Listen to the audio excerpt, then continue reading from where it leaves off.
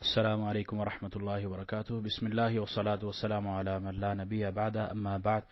کتاب ریاض الصالحین کا آج ہم باب نمبر 2 شروع کریں گے، باب التوبہ۔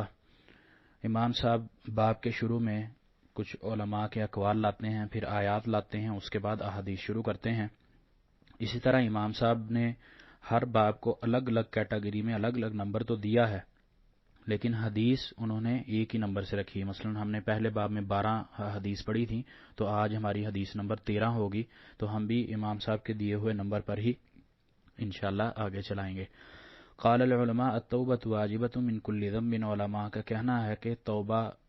ہر گناہ سے توبہ کرنا واجب ہے۔ فإن كانت المعصیۃ بین العبد وبین اللہ تعالی، اور اگر یہ گناہ، یہ برائی اللہ اور بندے کے درمیان ہے تو پھر لا تتعلق بحق آدمیین، اور اس کا تعلق آدمیوں سے نہیں ہے، یعنی حقوق العباد سے نہیں ہے، تو پھر اس کی 3 شرطیں ہیں۔ پہلی شرط یہ ہے کہ وہ گناہ جو اس نے کیا ہے اس سے چھوڑ دے، اس سے واپس پلٹ آئے اور توبہ کرے۔ اسی طرح دوسری شرط ہے کہ اس نے جو کام کیا ہے اس پر وہ ندامت اختیار کرے۔ تیسری شرط یہ ہے کہ وہ اس کو دوبارہ نہ کرنے کا عزم کرے، زندگی میں ہمیشہ سے وہ اس عزم کو بنیاد بنائے، اس عزم کو پختہ کر کے۔ اسی طرح اگر یہ 3 شرطوں میں سے کوئی ایک شرط گرتی ہے، رہ جاتی ہے، تو اس کی توبہ قبول نہیں ہوتی۔ وَإِنْ كَانَتِ الْمَعْصِيَةُ تَتَعَلَّقُ بِآدَمِيٍّ فَشُرُوطُهَا أَرْبَعَةٌ، اور اگر اس کا جو گناہ ہے، اس کا جو ذنب ہے، وہ اگر آدمیوں کے ساتھ ہے، حقوق العباد میں سے ہے، تو اس کی 4 شرطیں ہیں۔ 3 شرطیں پہلی والی جو پیچھے گزری ہیں، اور چوتھی شرط یہ ہے کہ جس کے بارے میں اس نے برائی کی ہے، گناہ جس کے حق میں کیا ہے، اس سے وہ معافی مانگے گا۔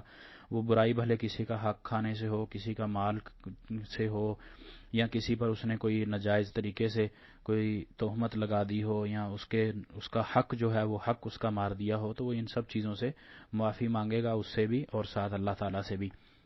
اسی طرح علماء نے کہا ہے، علماء اہل سنت کہتے ہیں کہ جن گناہوں سے وہ توبہ کر لیتا ہے، حقوق العباد میں ہیں تو وہ ان 4 شرطوں سے توبہ کرتا ہے، اور حقوق اللہ ہیں تو وہ ان 3 شرطوں کے ہوتے ہوئے توبہ کر لیتا ہے کہ جن گناہوں سے، تو وہ ان گناہوں سے اللہ تعالیٰ کے ہاں معافی ہو جاتی ہے، لیکن جن گناہوں سے وہ توبہ نہیں کرتا، وہ گناہ اس کے ذمے باقی رہتے ہیں۔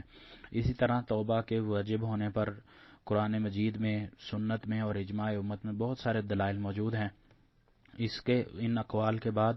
امام صاحب قرآنی آیات لے کر آتے ہیں اس باب کے سے شروع کرنے سے پہلے۔ قال اللہ تعالی وتوبوا الی اللہ جميعا ایھا المؤمنون لعلکم تفلحون، اللہ تعالیٰ ارشاد فرماتے ہیں، سورۃ النور کی آیت ہے، اے مومنو سب کے سب اللہ کی طرف رجوع کر لو، اللہ سے توبہ کر لو، شاید تم کامیاب ہو جاؤ۔ دوسری آیات اس باب میں جو آئی ہے، وقال تعالی، اللہ تعالیٰ فرما رہے ہیں، استغفروا ربکم ثم توبوا الیہ، اپنے رب سے استغفار کرو، اس کی طرف رجوع کرو، اس کی طرف لوٹ جاؤ، اس سے توبہ کرو۔ یہ سورۃ ہود کی آیت ہے۔ اسی طرح تیسری جو آیت اس باب میں ہے وہ سورۃ التحریم کی ہے، وقال تعالی یا ایھا الذین آمنوا توبوا الی اللہ توبۃ نصوحا، اے ایمان والو اللہ کی طرف خالص توبہ کرو۔ ان آیات کے بعد جن آیات سے ہمیں پتہ چلتا ہے کہ اللہ تعالیٰ کی طرف فوراً رجوع کرنا ہے، استغفار کرنا ہے، اللہ سے توبہ کرنی ہے، جب بھی ہم سے کوئی گناہ سرزد ہو جائے، کوئی برائی ہو جائے، وہ بھلے ظاہراً ہو، بھلے خفیہ ہو، بھلے کسی کے حق میں ہو، تو ہمیں اللہ کی طرف فوراً رجوع کرنا ہے۔ اس کے بعد امام صاحب حدیث لے کر آتے ہیں۔ حدیث اس باب کی پہلی ہے، اور کتاب کے اعتبار سے اس حدیث کا نمبر حدیث نمبر 13 ہوگا۔ وعن ابی ہریرہ رضی اللہ عنہ قال، سیدنا ابو ہریرہ رضی اللہ تعالیٰ عنہ کہتے ہیں، سمعت رسول اللہ صلی اللہ علیہ وسلم یقول، میں نے رسول اللہ صلی اللہ علیہ وسلم سے سنا، آپ فرماتے تھے، واللہ انی لاستغفر اللہ واتوب الیہ فی الیوم اکثر من 70 مرۃ، اللہ کی قسم میں دن میں 70 مرتبہ سے زیادہ اللہ سے گناہوں کی بخشش مانگتا ہوں اور اس کی بارگاہ میں توبہ کرتا ہوں۔ یہ حدیث صحیح بخاری میں موجود ہے۔ اس حدیث سے جو ہمیں درس ملتا ہے وہ پچھلی آیات سے بھی ہمیں پتہ چلتا ہے کہ گناہ انسان سے اگر ہو جائے تو اس کو فوراً توبہ کی طرف لوٹنا ہے، اللہ کے حضور واپس جانا ہے اور توبہ استغفار کرنی ہے۔ اسی طرح اس حدیث سے بھی ہمیں یہ ملتا ہے کہ اللہ کے نبی علیہ الصلاۃ والسلام